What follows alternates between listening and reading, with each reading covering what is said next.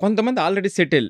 Okay. నాకు doctor seat వచ్చేస్తుంది. నాకు హ్మ్. ఎంబీబీఎస్ సీట్ వచ్చేస్తుంది. అనుకునేటువంటి పిల్లలకి ఖచ్చితంగా అరె! వచ్చిన ఆప్షన్ పాడైపోయింది. మరలా రేపొద్దుట ఎలాగా అనేటువంటిది కూడా ఖచ్చితంగా ఉంటుంది. అందుకే ఈ 30-50 రోజులు ఆ పిల్లల్ని మనం ఎంత జాగ్రత్తగా ఆ ఆలోచన వైపు తీసుకెళ్ళామో అది చాలా చాలా ఇంపార్టెంట్.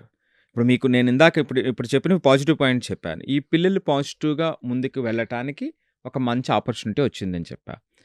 అదే విధంగా ఆ బోర్డర్‌లో కొంచెం అటుపక్క ఉన్నటువంటి వాళ్ళు కిందకి జారిపోయేటువంటి అవకాశం కూడా ఉంది కదా! హ్మ్. సో, ఇది చాలా ప్రమాదకరం. ఇది చాలా ప్రమాదకరం. అందుకే ఈ 30-50 రోజులు కూడా అంటే జనరల్‌గా స్టూడెంట్ సైకాలజీ ఏమిటంటే, వాళ్ళు యాక్చువల్‌గా ఒక 4, 5 ఎగ్జామ్స్ రాస్తున్న ఫర్ ఎగ్జాంపుల్ జేఈఈ రాసే పిల్లలుంటారు. హ్మ్. జేఈఈ మెయిన్స్ తర్వాత ఇంకో 3 ప్రయారిటీస్ ఉంటాయి. కానీ జేఈఈ మెయిన్స్ అనేటువంటి ఫస్ట్ ప్రయారిటీ కాబట్టి అది అయిన వెంటనే రిలాక్స్ అయిపోతారు. హ్మ్. వీటికి దీనికి ఇచ్చినంత అటెన్షన్ దానికివ్వరు. ఆ! రైట్? సో, అదే ఇక్కడ కూడా అలాగ జరగకుండా పిల్లల హ్మ్. విషయంలో మనం జాగ్రత్త పాటించాలి. సో, కాబట్టి దాన్నేమిటంటే కొంచెం జాగ్రత్తగా వాళ్ళకి డేని ఇప్పుడు మనం డిఫైన్ చేయాల్సినటువంటి అవసరం ఉంటుంది. సో, ఏ టాపిక్స్ అయితే వాళ్ళు ఇబ్బంది పడ్డారో ఆ టాపిక్స్‌ని నిజాయితీగా రివైజ్ చేయటం. హ్మ్. మోర్ టెస్ట్ రాయటం అనేటువంటిది అంటే ఇప్పుడున్నటువంటి అట్‌లీస్ట్ ఏమిటంటే ఒక సిట్యుయేషన్‌లో. 50 డేస్ వస్తే హ్మ్. మీకు కొంత రివైజ్ చేయటం అనేటువంటిది. అంటే రివైజ్ చేయటం కూడా కొంతమంది పిల్లలకి కష్టం.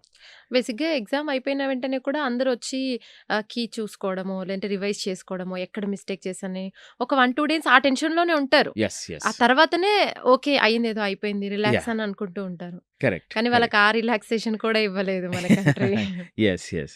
సో, కాబట్టి ఇప్పుడేంటంటే ఇక్కడ ఈ పిల్లల విషయంలో మనం చెప్పాల్సినటువంటిది అతి ముఖ్యంగా ఏమిటంటే, ఏదైతే టాపిక్స్ రివైజ్ చేయాలనుకుంటున్నారో చాలామందికి ఆ మోటివేషను తక్కువుంటుంది. హ్మ్. ఇప్పుడు ఎగ్జామ్ అయిపోయింది. ఇంకొక ఎగ్జామ్ మరలా రాద్దాంలే అనేటువంటి వాళ్ళు. ఆ ఒక్కదాన్ని అధిగమించాలండి. ఆ ఒక్కదాన్ని అధిగమించేటువంటి విధంగా మనం వాళ్ళకి కొంచెం హెల్ప్ చేయగలిగితే ఆటోమేటిక్‌గా వాళ్ళు దీన్ని బెటర్ ఆపర్చునిటీ కింద ఉపయోగించుకోవడానికి అవకాశం ఉంటుంది. ఇప్పుడు రివైజ్ చేయటం అంటే ఇంక ఆల్రెడీ తెలిసింది కదా అనుకుంటారనమాట. అలా కాకుండా ఇప్పుడు జరిగిన వాళ్ళకి ఆల్రెడీ జరిగిన గ్రాండ్ టెస్ట్‌లు, వాళ్ళు రాసిన ఫైనల్ మాక్ టెస్టు ఈ మూడింటిని కోరిలేట్ చేస్తే మీకేం చేయాలో మీకు అర్థమవుతుంది.